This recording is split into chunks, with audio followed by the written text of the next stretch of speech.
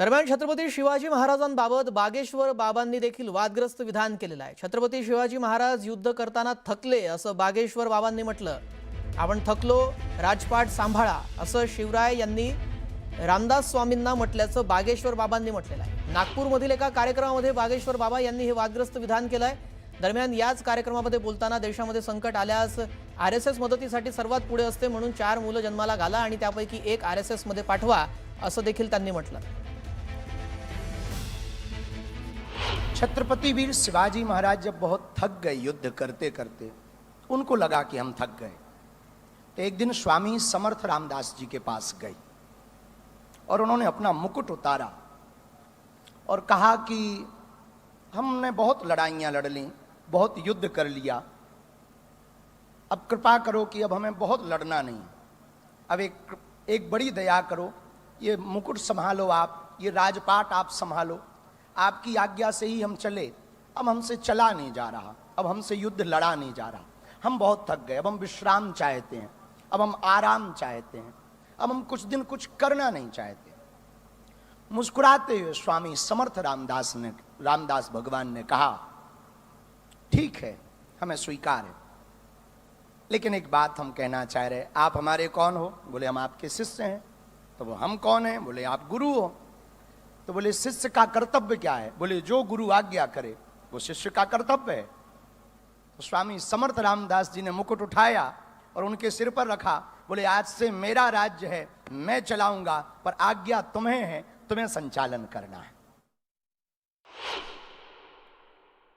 जब पूरी भारत में कहीं आपदा आती ना, तो लोग प्राण बचाकर भागते, लेकिन हमारे राष्ट्रीय स्वयंसेवक संघ का एक एक कार्यकर्ता प्राण बचाकर नहीं भागता, वहां जाकर प्राण बचाता है। ये है स्वयंसेवक संघ, ये है राष्ट्रीय स्वयंसेवक संघ। हम पूरे भारत से प्रार्थना करेंगे, बच्चे तो 4 पैदा करो, पर एक स्वयंसेवक संघ के लिए दो, हाँ, ताकि दूसरों को बचाने को काम आए। बागेश्वर बाबांनी शिवाजी महाराजांसंदर्भात केलेल्या या वक्तव्याबाबत मुख्यमंत्री देवेंद्र फडणवीस यांनी प्रतिक्रिया दिली। इतिहासामध्ये असा कुठलाही दाखला पाहायला मिळत नाही असं मुख्यमंत्र्यांनी म्हटलं। महापुरुषांबाबत अनेक लोककथा आहेत, आपण मात्र शिकलेल्या इतिहासात असा कोणताही दाखला नाही असं मुख्यमंत्री फडणवीस म्हणाले।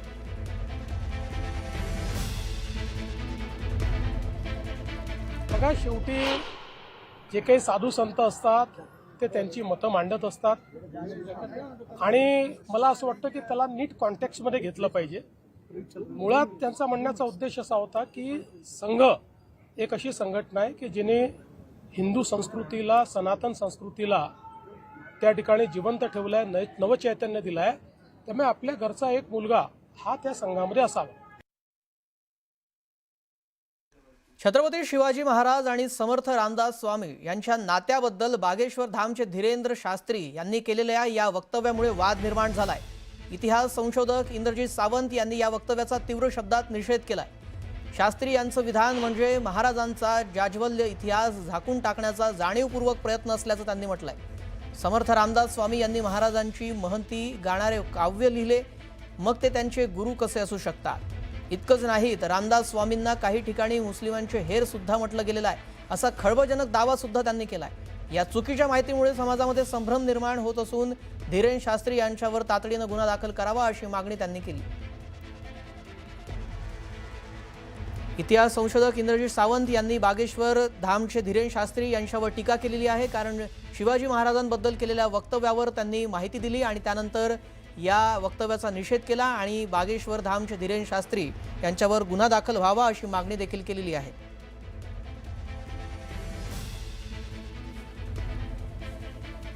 छत्रपती शिवाजी महाराज आणि समर्थ रामदास स्वामी यांच्या नात्याबद्दल सांगत असताना बागेश्वर बाबा यांनी एक विधान केलं आणि या विधानासंदर्भात इंद्रजीत सावंत यांनी त्यांच्यावर टीका केलेली आहे आणि त्यांच्यावर गुन्हा दाखल करण्याची मागणी केलेली आहे। बागेश्वर बाबांच्या वक्तव्याने इंद्रजीत सावंत चांगले संतप्त झाले आणि यानंतर आता त्यांनी त्यांच्यावर गुन्हा दाखल करण्याची मागणी केलेली आहे। इतिहास झाकण्याचा जाणीवपूर्वक प्रयत्न होत असल्याचाही दावा त्यांनी केला।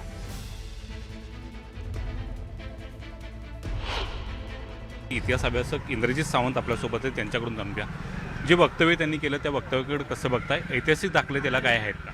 काही त्याच्याविषयीचे काहीच ऐतिहासिक संदर्भ आपल्याकडे उपलब्ध नाही. अशा भाकडकथा सांगण्याची एक पद्धत एका विशिष्ट समूहामध्ये आहे की रामदास स्वामींनी शिवाजी महाराजांनी रामदास स्वामींच्या जोडीत राज्य टाकलं वगैरे वगैरे, हे जे काय सांगितलं जातं त्याला काहीही पुरावा नाही.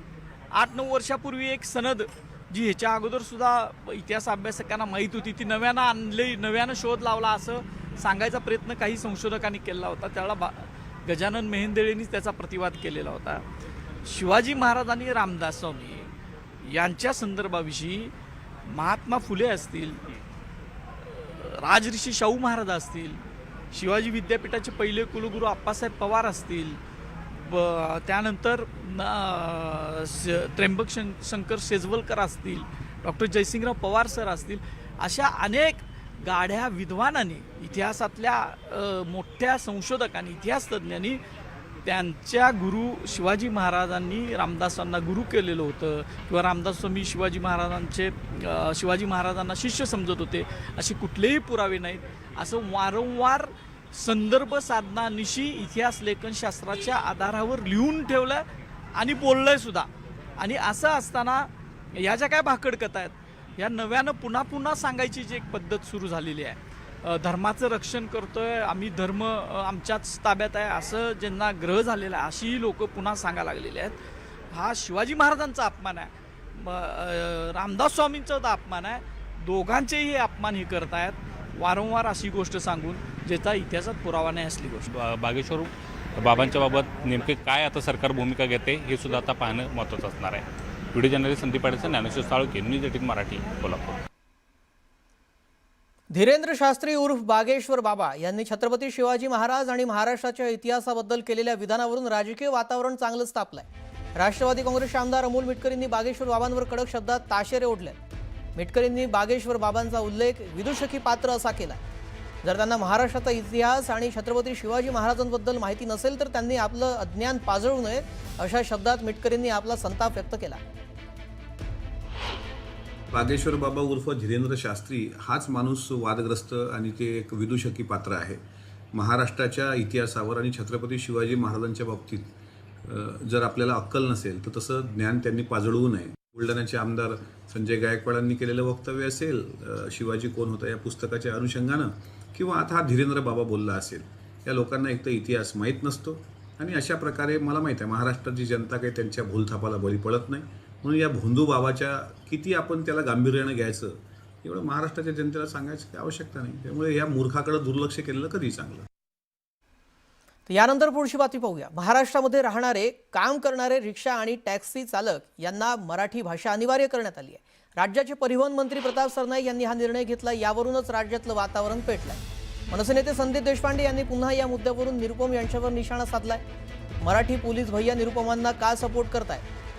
मराठी मुलांना जेलमध्ये टाकत भैया निरुपमला सपोर्ट करणारे कुठले सरकार आहे असा सवाल संदीप देशपांडे यांनी उपस्थित केला. जोर जबरदस्ती कराल तर उद्रेक होईल. उत्तर भारतीय रिक्षा चालक मराठी भाषा शिकायला तयार आहे, मग संजय निरुपमांना काय अडचण आहे असंही संदीप देशपांडे म्हणाले. पोलीस तर बायास आहेत, त्याच्यात काय वादच नाही.